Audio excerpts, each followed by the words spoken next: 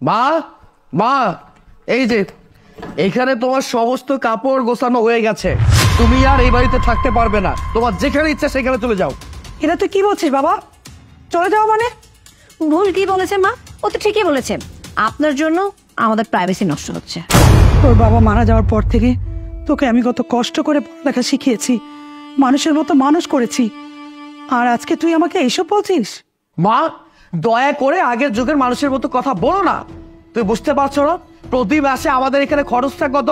প্রতি মাসে তোমার ওষুধ কেনা বাবদ অনেক টাকা চলে যায়। কয় টাকার স্যালারি পাই? তার উপর তো বাহানা আছেই, বাবা আমাকে এখানে নিয়ে যা, বাবা আমাকে ওখানে নিয়ে যা, এই খরচ সেই খরচ, বিরক্ত হয়ে গেছি। আচ্ছা মা, তুমি আমাকে বলো তো, আমার কি খেয়ে দেওয়ার কোনো কাজ নেই? শুধু তোমার সেবা যত্ন করতে হবে, তোমার পিছনে টাকা ব্যয় করতে হবে। আর হ্যাঁ, গত কয়েক মাস ধরে আপনার ছেলে তো আমাকে কোথাও ঘুরতেও নিয়ে যায়নি। কি কারণে নিয়ে যায়নি? কারণ সব টাকা তো আপনার পিছনে খরচ হয়ে যায়। আমি আর নিতে পারছি না মা, প্লিজ দয়া করে আপনি বাড়িটা ছেড়ে চলে যান। ঠিক আছে, তুই যখন সিদ্ধান্ত নিয়ে নিয়েছিস তাহলে দেখি কি করা যায়।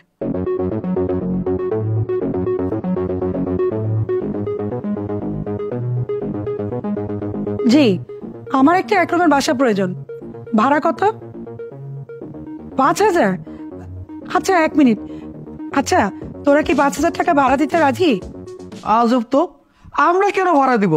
থামো তো মা, আমরা দিতে পারবো বলে দেন 5,000 টাকা রাজি। হ্যাঁ হ্যাঁ, আমার ছেলে রাজি হয়েছে, 5,000 টাকা দিয়ে নেবে, ম্যানেজ হয়ে যাবে, সমস্যা নেই। রুবেল সাহেব, আপনি ভাড়া নিয়ে কোনো টেনশনই করবেন না, আমার ছেলে প্রতি মাসে আপনাকে ভাড়া দিয়ে দিবে, আর আপনার বাসাকে নিজের বাসার মতো খুব যত্ন করে রাখবে। বুঝলাম না, আমরা ওনার বাসাকে নিজের বাসার মতো যত্ন করে কেন রাখবো? কারণ বাবা, এই বাসা থেকে তোমরাই চলে যাচ্ছ, তোমাদের জন্যই তো বাসা ঠিক করেছি। মা, আপনি কি সব কথা বলছেন? আচ্ছা আচ্ছা, দাঁড়ান দাঁড়ান, তোরা কি পাবলিক টয়লেট ব্যবহার করতে পারবি? Public toilet? হ্যাঁ, পাবলিক টয়লেট। রুবেল সাহেব বললো তোরা ওইখানে যদি থাকিস তাহলে পাবলিক টয়লেট ব্যবহার করতে হবে, বেশি না, 1-1.5 ঘন্টা লাইনে দাঁড়ানোই হবে। মা, আপনার যা মুখে আসে তাই বলছেন নাকি আপনি? 1 মিনিট বৌমা।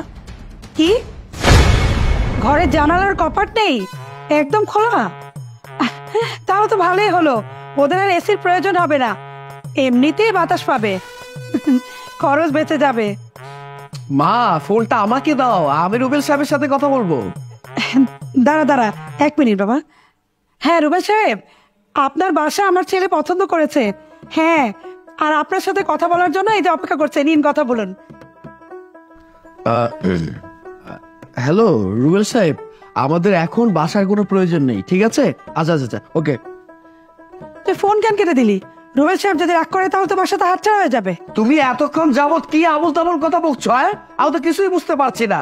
আমি তো বলিনি, বা আমরা তো বলিনি যে আমরা যাব, তোমাকে যাওয়ার কথা বলা হয়েছে, তুমি যাও এখান থেকে। এক্স্যাক্টলি। ও আচ্ছা, তোমরা আমাকে এই বাসা থেকে বের করে দিচ্ছ, কিন্তু তোমরা কি ভুলে গেছো যে বাসায় দাঁড়িয়ে কথা বলছো সেই বাসাটা কিন্তু আমার নামে, তোমাদের না। আমার যথেষ্ট বয়স হয়েছে, আমি ভেবেছিলাম এই বাসাটা আর আমার ব্যবসা দুটোই আমি তোমাদের নামে লিখে দেব, কিন্তু ভালো হয়েছে আমি এখনো তোমাদের নামে লিখে দিইনি। যদি লিখে দিতাম তাহলে আমাকে নিশ্চয়ই রাস্তায় ভিক্ষা করতে হতো। মা, তুমি শুধু শুধু রাগ করছো। আরে এত রাগ করো না তো, আমরা তো তোমার সাথে মজা করলাম আর কি, তাই না? হ্যাঁ, আর মা, আপনি মাথা গরম কেন করছেন? বসুন, ঠান্ডা মাথায় বসুন, আমি আপনার জন্য পানি নিয়ে আসছি। বাবা, নাটক করা বন্ধ করো। তুমি আমার ছেলে, আমি তোমাকে জন্ম দিয়েছি, তোমাকে আমি চিনি না? আমি কোনো কথা শুনতে চাই না, জামা কাপড় যা যা আছে সব গুছিয়ে এই বাড়ি থেকে সোজা বেরিয়ে যাও। তোমাদের দেখে মানুষ অন্তত পক্ষে শিখুক যে কিছু লোভী সন্তানদের কারণে তাদের বাবা মাদের কি অবস্থা হয়। কোনো কথা শুনতে চাই না, এক্ষুনি বেরিয়ে যাও। এই, তোমাকে একটা কথা বলছি, কান খুলে শুনে রেখো, সামনে থেকে ভুলেও ফার্দার মায়ের সাথে এরকম মজা মস্কারি করবা না, নয়তো কিন্তু মারবো। ঠিক আছে মা, আর একটু আপনার সাথে মজা করবো না। আপনি তো শাশুড়ি মা, মানে কি সম্মানের লোক, আপনার সাথে কি নমস্কার করতে পারি? আপনি বসুন না মা, প্লিজ বসুন। বস। মাত্র 2 মিনিট আগে তুই আমাকে এই বাড়ি থেকে বের করে দিতে চেয়েছিলি। যে সন্তান তার বাবা মাকে আপন করতে পারে না, সেই সন্তান অন্যেরও আপন হতে পারে না। একজন অকৃতজ্ঞ সন্তানের জন্য আমার বাড়িতে কোনো স্থান নেই, বেরিয়ে যা। মা আমি তোমারে বলতেছিলাম যেটা মানে আমি তো তোমার সন্তান নাকি, তো সন্তান তো একটু ভুল ত্রুটি করতেই পারে।